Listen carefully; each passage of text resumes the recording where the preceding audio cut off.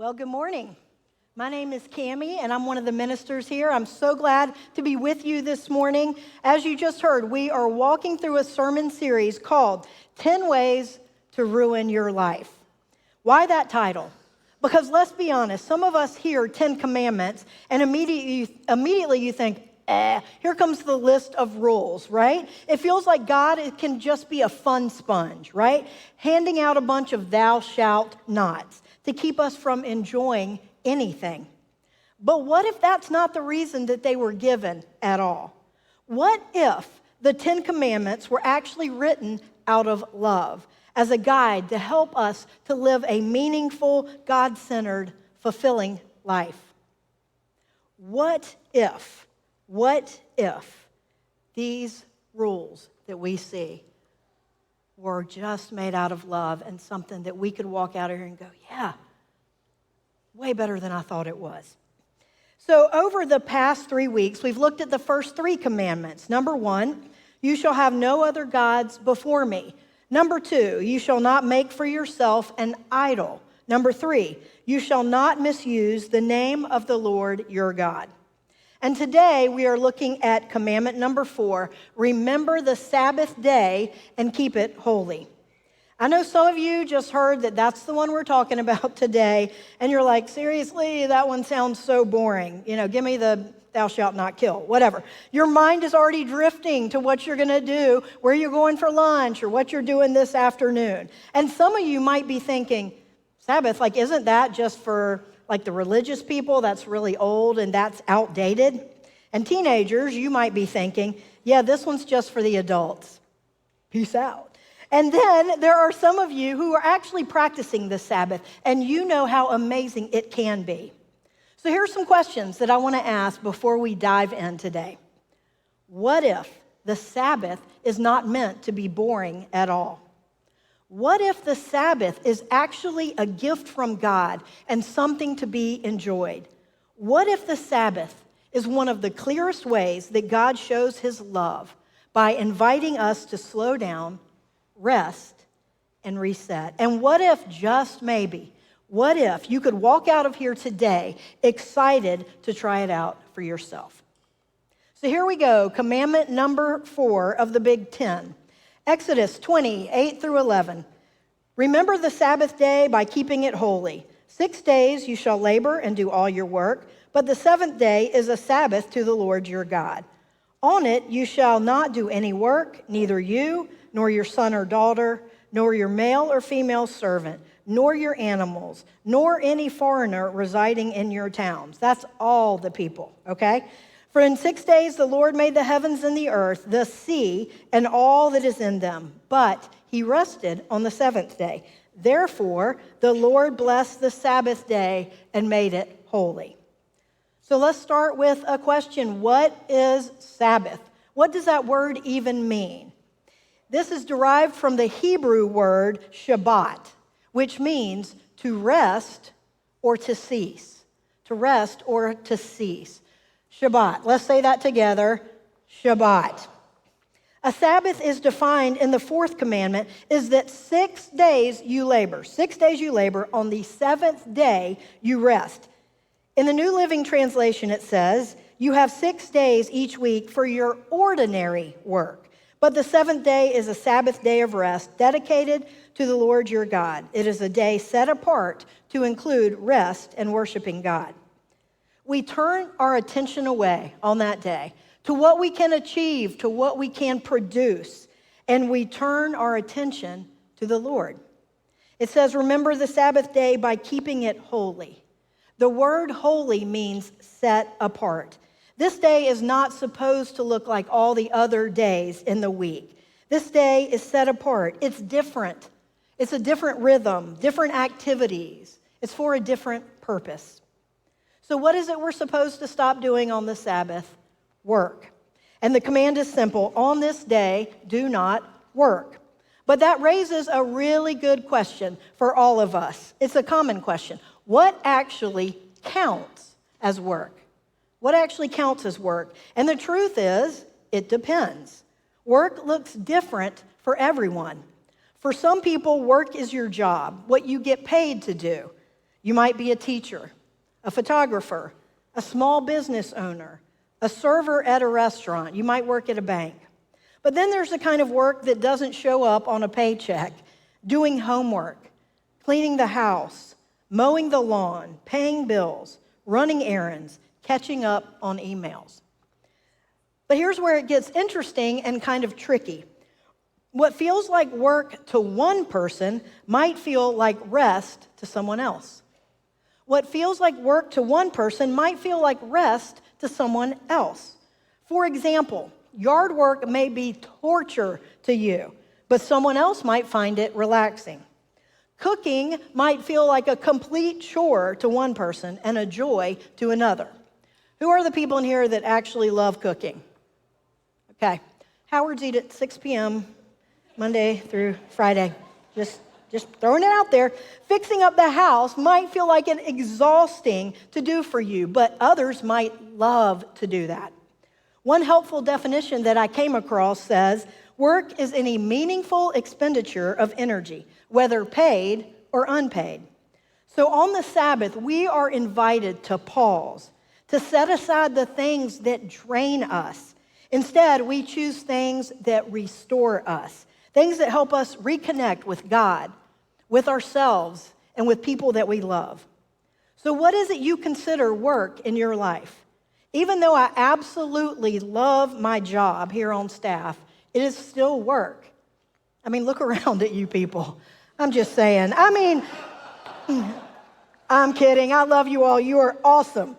One definition of work for one might not be the same as it is for others. So God is the one who first gave us the example of work in his creation story. The first day, light was created. Second day, the sky was created. Third day, dry land, seas, plants, and trees were created. Fourth day, the sun, moon, and stars were created. The fifth day, creatures that live in the sea and creatures that fly were created. All right, I'm going to stop there. Creatures that fly.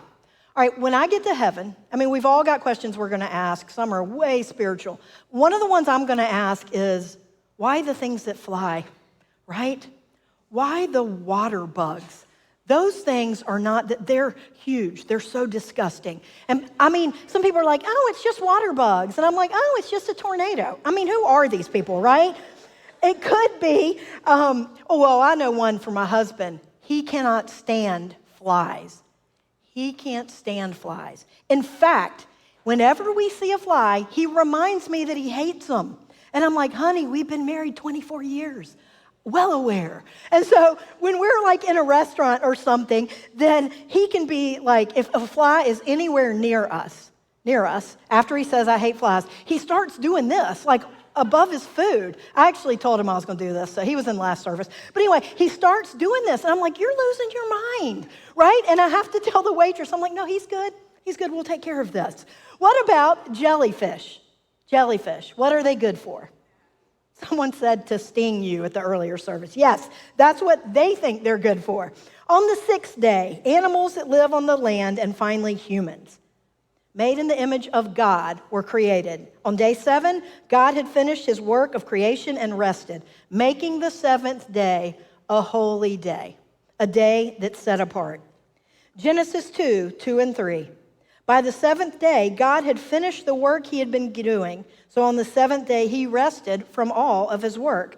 And then God blessed the seventh day and made it holy, because on it he rested from all the work of creating that he had done. Was God tired? Is that why he rested? Did he need a little Sunday sleepy nap? No, he does not get tired. But what he did is he stepped back. He rested, which means he could look over all that he had made. The Sabbath is for us, for all of us, to pause, to rest, to enjoy what God has made. What this is it's for us to reflect on what he has done in our lives and to worship him. To reflect on what he's done in our lives and to worship him. One fact that is interesting to me is that the 10 Commandments are found in Exodus, but they're also found again in Deuteronomy. But there are some differences, not in the actual 10 Commandments, but in the ending of these being explained, of why do we do the Sabbath. In Exodus, it says, like we just said, remember the Sabbath day by keeping it holy, and ends with, in 6 days the Lord made the heavens and the earth, the sea and all that is in them, but he rested on the seventh day. Therefore, the Lord blessed the Sabbath day and made it holy. But then in Deuteronomy chapter 5, verse 12, it says, observe the Sabbath day by keeping it holy, as the Lord your God has commanded you. 6 days you shall labor and do all your work, but the seventh day is a Sabbath to the Lord your God. And then it ends with this in Deuteronomy. Remember that you were slaves in Egypt, and that the Lord your God brought you out of there with a mighty hand and an outstretched arm. Therefore, the Lord has commanded you to observe the Sabbath day. So both passages, they both emphasize the holiness and rest that is associated with the Sabbath, but give two different but complementary reasons for the observance of Sabbath. In Exodus, the Sabbath rest comes after God's creation. And in Deuteronomy, the Sabbath is observed because of the Israelites' freedom from slavery. It's a reminder of God's deliverance. But before Jesus came, observing the Sabbath had turned into this long checklist of what not to do, many of which these weren't even from God, but these were made up by the religious people of the day. For example, on the Sabbath, you couldn't light a fire. You couldn't write anything. You couldn't carry objects in public. You couldn't cook or even sort food. I'm good with that one. All right. Instead of being a day of rest and joy, the Sabbath became a burden, focused more on outward rule following than on inward transformation. And that does not sound awesome. That doesn't sound awesome. Legalism is not the heart of God. Legalism is not the heart of God. The Pharisees, who were the religious leaders at the time, they were especially known for turning the Sabbath into a list of do's and don'ts. They became obsessed with catching people who were breaking any rules, who weren't following the rules exactly, and their favorite target was Jesus. They couldn't wrap their minds around the idea that Jesus would heal on the Sabbath, because to them, that was work and therefore wrong. But to Jesus, healing was the heart of the Sabbath, restoring life, bringing peace, and doing good. In fact, the New Testament records 7 different times that Jesus healed on the Sabbath. And each time, he was showing that the Sabbath isn't for rigid rules. It's about restoration. It's about compassion. It's about freedom. In Matthew 12, 8 through 14, we learn why Jesus could heal on the Sabbath. Why could he do that? And the answer's found in the first verse of this passage. It says, Jesus is Lord of the Sabbath. Jesus is Lord of the Sabbath, not the Pharisees, not the laws found in the Old Testament, but it was Jesus who was Lord of the Sabbath. Here's an account of what he did. It says, going on from that place, he went into their synagogue, and a man with a shriveled hand was there. Looking for a reason to bring charges against Jesus, they asked him, is it lawful to heal on the Sabbath? And here's what he said. If any of you has a sheep and it falls into a pit on the Sabbath, will you not take hold of it and lift it out? How much more valuable is a person than a sheep? Therefore, it is lawful to do good on the Sabbath. And then he said to the man, stretch out your hand. So he stretched it out, and it was completely restored, just as sound as the other. But the Pharisees went out and plotted how they might kill Jesus. He said it's lawful to do good work on the Sabbath. I mean, think about it. If you're out and about and somebody trips and falls and they need help getting up, you're not going to be like, sorry, sucker, it's the Sabbath, I cannot help you. Or if you're like walking around in your neighborhood and somebody comes out and says they need your help, I actually did this one day recently. I had my husband go out and say, hey, that guy out there that's walking, can you have him come in and help us lift this thing? He was like mortified, but he went out and did it. And I'm like, see, it was great. We got it lifted. Anyway, so if somebody does that for you and it's the Sabbath, you're not going to say, no, I cannot do that for you. So I think of the Sabbath for us. It's like a governor on a golf cart. It's like a governor on a golf cart to slow us down. Yep, Zach and I love to ride on golf carts when we're at the beach, and we just were at the beach a couple weeks ago. So I learned that the average speed that a golf cart goes is 15 miles an hour. Y'all, way too slow, right? I mean, that is way too slow. But that speed is capped because of a governor. Now, I've always heard that, but I'm like, what is a governor? So I looked it up.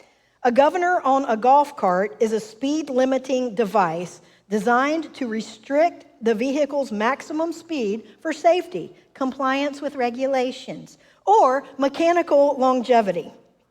Also, when I was researching this, guess what came up? You know, because other things will come up. And one was basically, in my words, how to get past this. Like, I'm using it next summer. So a Sabbath is a governor. It's a governor that keeps us from going too fast. And when we're going too fast, it's harder to stop, which makes it harder for us to really see what God is doing around us. A Sabbath is meant for us to stop and enjoy God. Another thing to note about the Sabbath is it is a foreshadowing of the rest that only God could provide through Jesus as our Sabbath rest. It says, Mark 2:27, the Sabbath was made for man, not man for the Sabbath.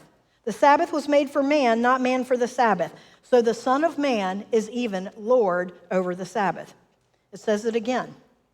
It says in Hebrews 4:9-11, there remains then a Sabbath rest for the people of God. For anyone who enters God's rest also rests from their works, just as God did from his. Let us therefore make every effort to enter that rest. Notice here it doesn't say work, it says works, which is a reminder for us that our works are not what is going to get us the Sabbath rest in Jesus. Jesus is the only one who can do that. All right, I'm going to switch gears, and I want us now to take a look at ourselves. Now, I can almost hear the reasons why. Those of you in here, we're in the Lake Norman area. What are some of the reasons you say, I cannot take a Sabbath? One of the main reasons is, I am too busy. I am too busy. There's too much to do. People need me. Our family has sports every weekend, and it's swim team season. God bless your hearts that have to sit out in the heat for that. I'm on 14 committees. My work is just too demanding. I can't possibly take time for a Sabbath. But in the book, Ruthless Elimination of Hurry, John Mark Comer says that many of us have what is called hurry sickness, which is a byproduct of being busy. In the book, in that book, he says that about hurry sickness. He's going to say something else a little bit later that has really stuck with me. But see if any of these ring true for you when you allow yourself to get too busy. Number one, irritability. Irritability. I mean, come on, that's talking to me. I get totally irritable when I'm too busy. You can start elbowing people, it's fine. Number two, hypersensitivity. Number three, restlessness. Number four, workaholism, or just nonstop activity.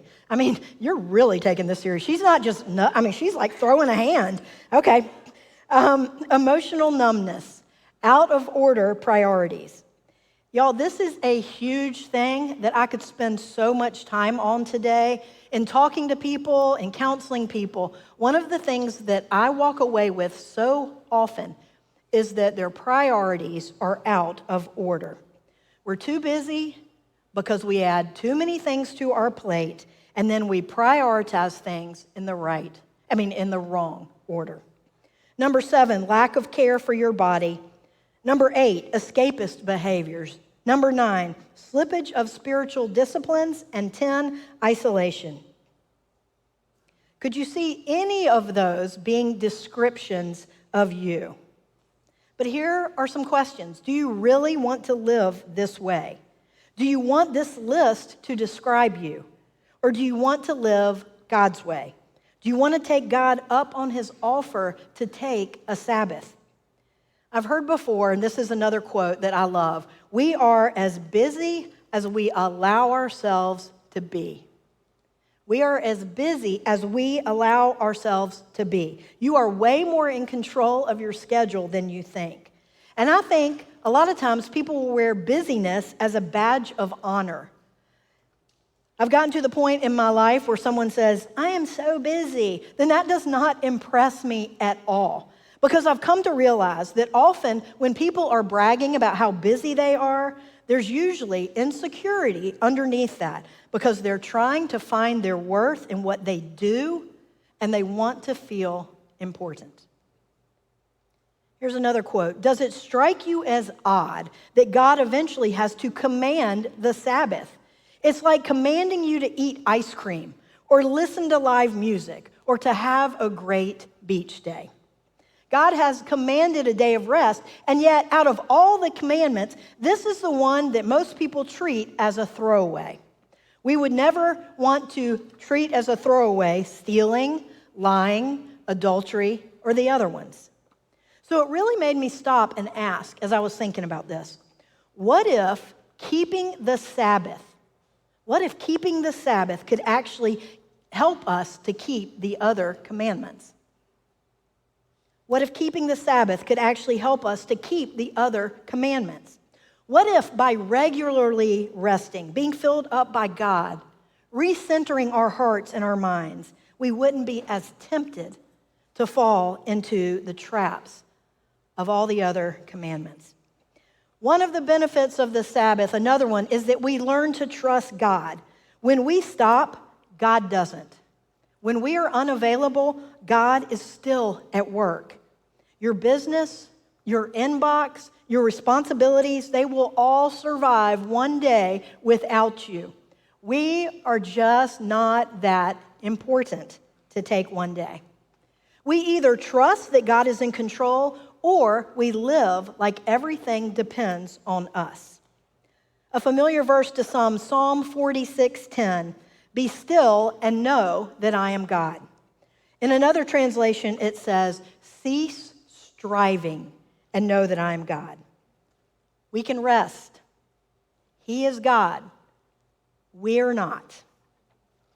So we're going to get practical about this. Okay, how do we plan a Sabbath and how do we actually make it happen? And then what do we do on that day? What do we do that will set it apart from all the other days of the week? Number one, choose a day each week. Choose a day each week. Set aside one day out of every 7 to intentionally rest from work.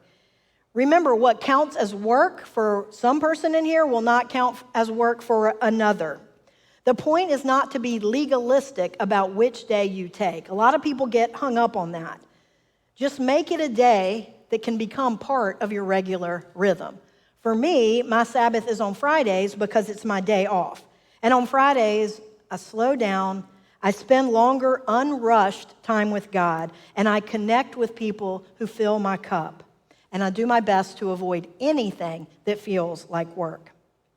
So here's your challenge today during lunch or this afternoon. Talk with someone about what day could work best for you. Go ahead and talk about it. And then think through what kind of activities help you connect with God and feel renewed. Now here's something really important. I do not want you to miss this. The goal is to take one day. The goal is to take one day. But if that feels out of reach right now, I'm just being realistic, if that feels out of reach right now for you, don't just do nothing. Don't just do nothing. Start somewhere. Maybe that means carving out a few hours on this day that is a Sabbath. Maybe it means that. Seriously, if you are not ready for the full day, God understands that. I just want to make sure that if you're not ready for that you don't just do nothing. Start somewhere. Something is better than nothing. We've always heard that. Number 2, plan ahead for your Sabbath. One key to making the Sabbath restful is preparation. Use the other 6 days to take care of the things that might otherwise distract you. Go grocery shopping, finish your homework, run your errands. Whatever needs to be done, try to handle it ahead of time. That way, when your Sabbath comes, it's easier to fully enter into rest. And here's the truth. If we don't finish everything before the Sabbath, that's okay. Life will still go on. You'll have another 6 days the next week to take care of all of that. The goal is not perfection, it's intentionality. And then what do we actually do on our Sabbath? Here are a few tips, and they're 3 R's. Rest, recharge, and reflect. Rest, recharge, and reflect. Rest. Remember, the word Sabbath means to rest, to cease. The word rest, when it's used in the music world, means it's an interval of silence for a specified duration. An interval of silence for a specified duration. So on your Sabbath, try to be silent for a period of time. And that is so not easy. It's not easy to be silent. You may need to actually go into a closet for a little bit to do that. Or I know for some people, I'm just being honest, it means the bathroom. Okay, that is okay. Take a nap on the Sabbath. In Matthew 11:28 through 30, it says this. Jesus says, "Come to me, all you who are weary and burdened, and I will give you rest." That is an invitation to all of us from the Lord to rest. Number 2, recharge. Use your Sabbath to recharge. Spiritually, emotionally, physically. Spend intentional time with the Lord. This is not a day to catch up on Netflix. That's not what this is for. Spend intentional time with the Lord on that day. Let it be a time when you're not rushed, but you're present. You're present with God. Sabbath is also a great opportunity to enjoy time with people that you love, your family, friends, those who fill your cup. Try putting your phone on silent, airplane mode, whatever, on that day. Take a break from social media altogether, or at least cut back on that day. Whether we realize it or not, our phones can drain us so much more than we think. Now, one of the tools that we're giving you today, I'm excited about, you can use this on your Sabbath or other times, is a new playlist of LFC worship songs. We put this together. We've got 2 codes, 2 QR codes. One is Spotify, one is Apple Music. So wherever you stream your music, there they are for you. The QR, we're going to go ahead if you want to take a picture of that. That would be great. Also, we will have these in our e-note this week and on the website. Some of these songs might be familiar because they're ones that we sing. Some might be new. But all of them are a great way for us to turn our heart towards God. Number 3, reflect. Reflect. Take time to reflect on who God is and what He has done in your life. Remember, after creating the world, God rested. He reflected, and He looked back on all He had made. He paused to enjoy His work. And in the same way, Sabbath is a time for us to slow down and reflect. Think about the blessings in your life. Write them down. Thank Him for them. Gratitude has a huge way of shifting our perspective and restoring our joy. Psalm 77, 11 through 12 says, "I will remember the deeds of the Lord. Yes, I will remember your miracles of long ago. I will consider all your works and meditate on all your mighty deeds." Let Sabbath be a time where you pause to reflect, and let that reflection stir your heart towards God. After writing this message, it was so interesting because I thought to myself, and I found myself wondering, why would anyone not want to take a Sabbath? Why would we not want to take a Sabbath? It's a gift to us. Now, one of my favorite parts of my job is for the women in the church, I lead something called Dog Days, DAWG, and that stands for Day Alone with God. Some of the pictures will come up of some of the dog days that we've had. Dog days are a taste of what Sabbath can be. 4 times a year on a Wednesday from 9 a.m. to 3:30 p.m., we gather with about 20 people, 20 women, at a beautiful lake house, beautiful house on the lake This is awkward. It's actually mine. I'm kidding. These are guided solitude times spent with extended time with the Lord. One of my biggest goals for Dog Days is to model what it looks like to spend extended, intentional time with God and to help women discover how powerful and how refreshing it can be. But here's what's incredible. Since 2017, we don't have the numbers from before then, but since 2017, we've had 441 total attendees, 222 unique women. They're all unique, but you know what I mean. That tells me that some people aren't just coming one time. They are They're repeaters, frequent flyers. They want to come back. Not once has anyone said it was a waste of time. And I guarantee if you begin to practice the Sabbath, you'll find yourself looking forward to it and wanting to do it again and again. Our next Dog Days, women, are in September and October. I would love for you to be a part of that. And for the men in the room, if this sounds like something you would enjoy, don't come to ours, but feel free to start hounding the male pastors. I said that in the other service. I'm like, hounding. And somebody goes, ha, Dog Day. I didn't even get it. Anyway, so that is your permission to do that with the pastors. Mike's not here. I can say that. So I dare you, double dog dare you to remember the Sabbath. Give it a shot. Try it. And then I honestly would love to hear from you in a couple weeks after you've done this, to reach out to me. I would love to hear what it was like. So how do we make Sabbath happen? Choose a day. Plan ahead. What do we do on the Sabbath? Rest, recharge, and reflect. Let me pray. Hey, God, thank you so much for your word. Thank you, God, that your word is living and active.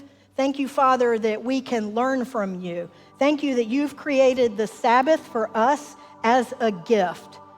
Father, I pray that we in this room, that we would take you at your word, that we would set apart one day a week, and we would keep it holy as unto you.